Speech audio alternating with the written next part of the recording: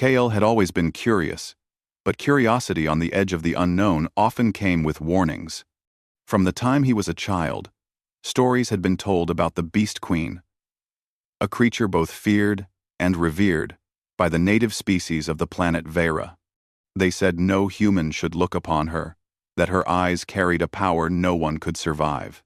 Yet here he was, standing at the edge of the dense forest that stretched across the northern valley, wondering if the stories were true. The forest was alive in ways humans had never experienced. Trees rose taller than skyscrapers, their leaves glimmering faintly under Vera's twin suns. The ground was soft, covered in moss that seemed to pulse like the heartbeat of the planet itself. Strange sounds echoed from the distant calls of creatures KL had never catalogued, some melodic, some harsh, all foreign. His mission was to explore, document, and survive. The warnings about the Beast Queen whispered through his mind, but they felt more like an invitation than a deterrent. Kale moved cautiously, the hum of his exploration scanner beneath his hands, the only reminder of humanity's presence here. He knew he was walking where no human had gone before. That thrill of danger made his pulse quicken. He had been warned not to stray too far, not to make contact with the local species beyond the regulated zones. But Kale had always been one to test limits. Hours passed as he trekked deeper into the forest. Then, he heard a noise that made him freeze. A low, pitiful cry, almost human in its tone, came from the undergrowth. Kale knelt and parted the thick foliage to find a small creature tangled in what looked like hunter's snares. Its body was covered in soft, iridescent fur, and its eyes, huge and golden, looked at him with fear and desperation. Despite every rule he had been taught, Kyle stepped forward. He carefully freed the creature from the trap, speaking in soft, calming tones. The creature hissed, but did not run. Instead, it allowed him to remove the snare completely. Once free, it gazed at him for a moment, as if understanding gratitude, then darted away into the shadows, leaving behind a faint glow on Kale's hand where it had touched him. The glow lingered through the night, and Kale could not shake the feeling that the creature's mark was more than just a physical trace. That night, as he lay in his makeshift tent, his dreams were invaded by a vision unlike any he had ever known. A towering figure appeared, her form majestic and commanding, with fur patterned like starlight and eyes that seemed to pierce through his very thoughts. She was the Beast Queen. She looked at him not with anger, but with curiosity, a weightless understanding that unsettled him deeply. When Kale woke, the mark on his hand had faded, but the memory of her gaze remained vivid, almost as if it had imprinted itself on his mind. He tried to shake the feeling, telling himself it was just a dream, a trick of his imagination after a long day in the alien wilderness. But deep inside, a strange certainty had taken root. She had noticed him.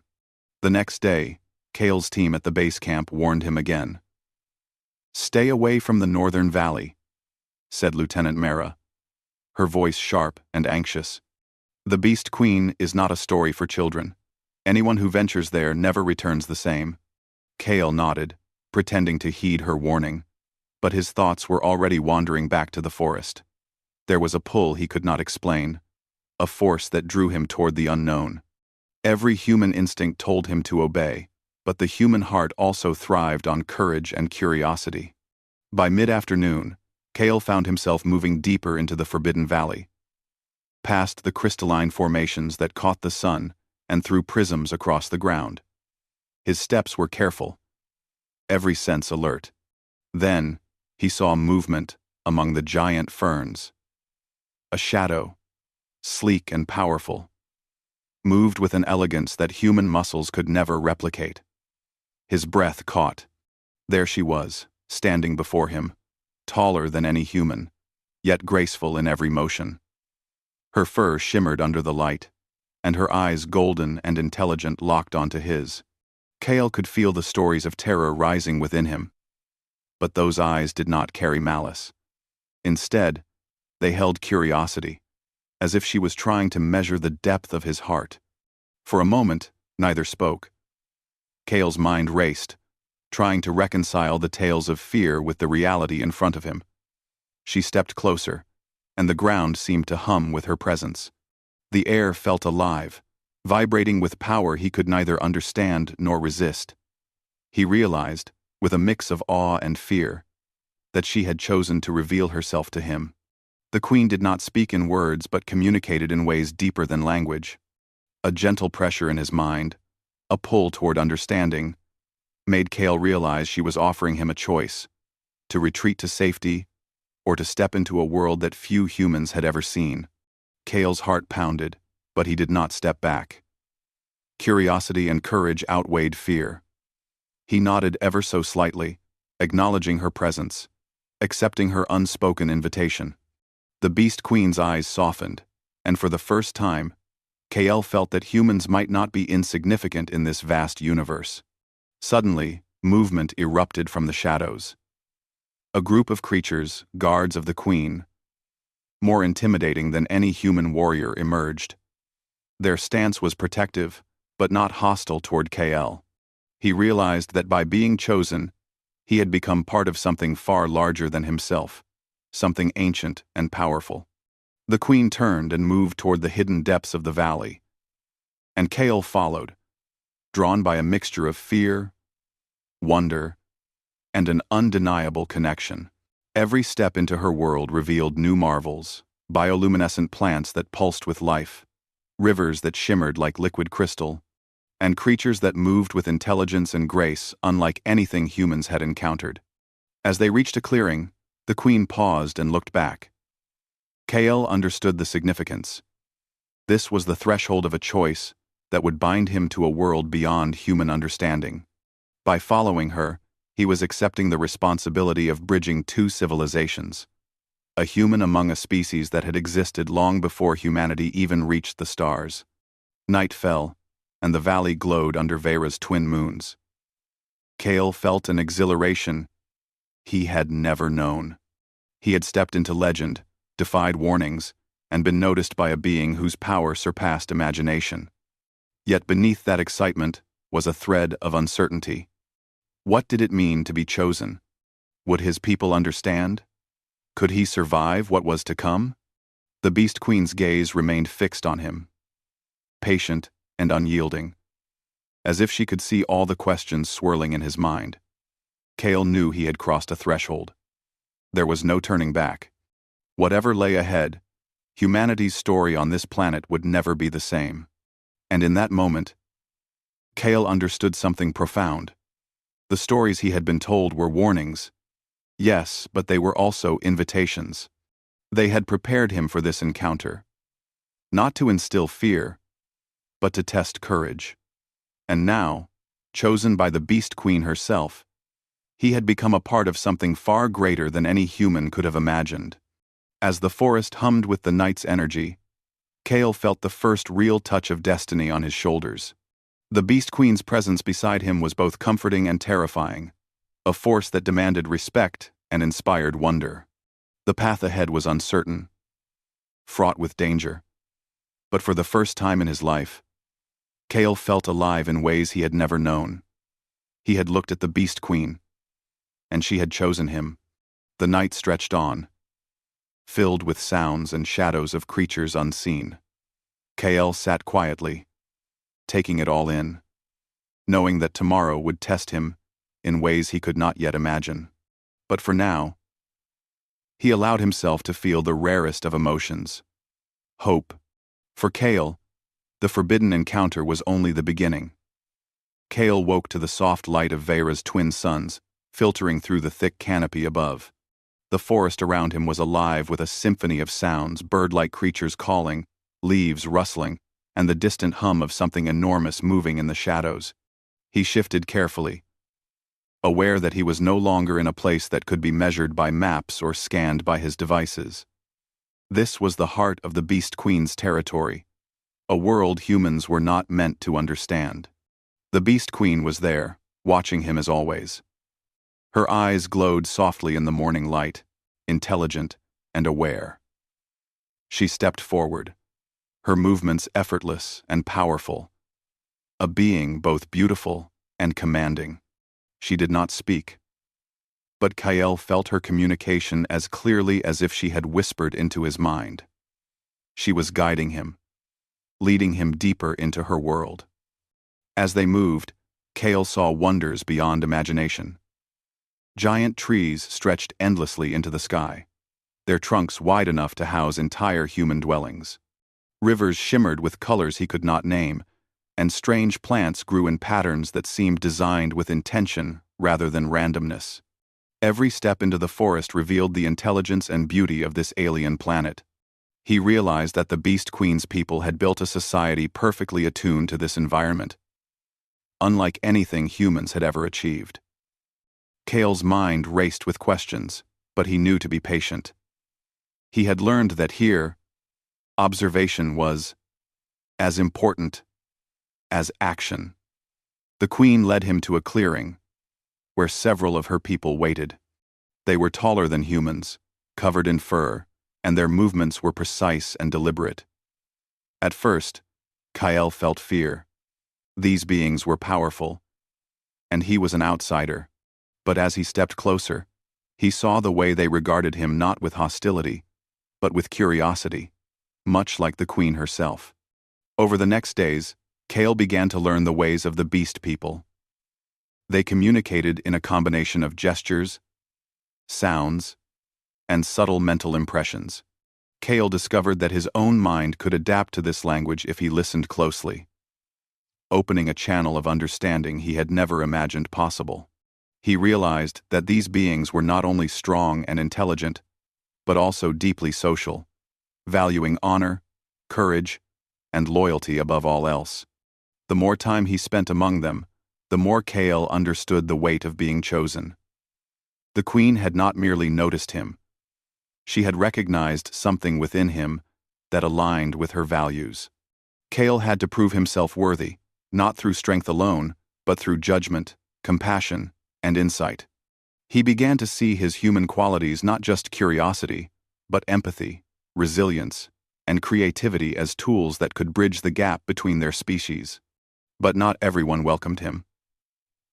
Some of the queen's advisors and warriors watched him with suspicion. They whispered among themselves, questioning why the queen had selected a human. Kael could feel their distrust, a tension that he could neither ignore nor dismiss. He realized that to survive here, he would need to navigate not just the physical challenges of this alien world, but its political and social complexities as well. One morning, a crisis arrived. A section of the forest, crucial to the city's water supply, was threatened by a sudden geological shift. Trees fell, streams changed course, and the delicate balance of the ecosystem was at risk. Kael saw an opportunity to act. Using his knowledge of human engineering and observation, he suggested a plan to divert the streams and stabilize the soil. At first, the beast people were hesitant, wary of human interference. But when Kael led them through the steps, demonstrating patience and clarity, they followed. The water was saved, and the forest stabilized. The queen observed quietly throughout, her eyes reflecting approval. Kael felt a quiet pride, but also understood that this was only the beginning. Actions alone were not enough. Trust had to be earned repeatedly. By the end of the day, some of the previously skeptical beast people approached him with tentative respect, a small but meaningful acknowledgement of his value. Yet danger remained. The faction within the beast, people who opposed the queen's choice, did not accept Kael's presence quietly. They whispered of human weakness, of the potential threat he posed, and plotted against him. Kael sensed their intentions, subtle but dangerous, and knew that he would have to remain vigilant. Trust, he realized, was fragile here, and even the smallest misstep could unravel everything he had gained. The queen, sensing the tension, called Kael to her side one evening. Together, they stood on a cliff, overlooking the city hidden within colossal trees and crystal formations. She did not speak, but her presence conveyed understanding and reassurance. Kael realized that their bond was not one of dominance or submission, but of mutual recognition. She trusted him, and he, in turn, trusted her. That night, a confrontation arrived. The opposing faction attempted to drive Kael away, using both strategy and intimidation. They cornered him in a narrow canyon, confident that he would falter. But Kael had learned from the Queen. He moved with clarity and calm, using observation, quick thinking, and the allies he had earned to navigate the threat. The confrontation ended without bloodshed, the opposing faction forced to retreat, and Kael emerged not only unharmed but stronger in their eyes. The Queen appeared afterward, her presence as commanding as ever. She allowed Kael to act, letting him demonstrate that humans could contribute more than brute strength. Through courage and insight, Kael had shown that he was not a liability, but a bridge between species. The beast people began to see him not as an outsider, but as a symbol of possibility. Proof that humans could rise to meet the challenges of alien worlds. In the days that followed, Kael's role became clearer. He was no longer just an observer. He was a participant in the unfolding story of this planet, a representative of humanity in a society that had survived for millennia. The Queen's choice was not about favoritism. It was about potential, about recognizing qualities that could unite rather than divide. Kael embraced this role with humility and determination. Through his time with the Queen and her people, Kael also learned the depth of their culture. They valued honor, wisdom, and balance. They saw themselves as caretakers of the planet, not conquerors. Kael realized that humanity had much to learn from them, lessons in patience, respect, and coexistence that could guide his own people toward a better future. One evening, as the twin moons rose over the crystal rivers, Kael sat beside the Queen. She did not speak, but her gaze met his, communicating a quiet understanding. In that silence, Kael felt the weight of responsibility and the thrill of opportunity. He was part of something far greater than himself, a human chosen to walk among a species that had mastered harmony with their world. Kael thought of the humans waiting back at his base camp, the ones who might never understand what he had experienced. But he also knew that one day, humanity would have the chance to witness what he had seen, to learn from it, to grow. And he would be the one to guide them. The forest hummed around them, alive with the rhythm of life and the presence of a civilization that had thrived without the need for domination. Kael realized that his journey was just beginning. The challenges ahead would be many. He would face skepticism, danger, and uncertainty, but he also had allies, knowledge, and the guidance of the Beast Queen. In the quiet of that alien night, Kael felt a sense of purpose he had never known. Being chosen was not about power or privilege. It was about responsibility, about rising to meet challenges that seemed impossible. And Kael was ready.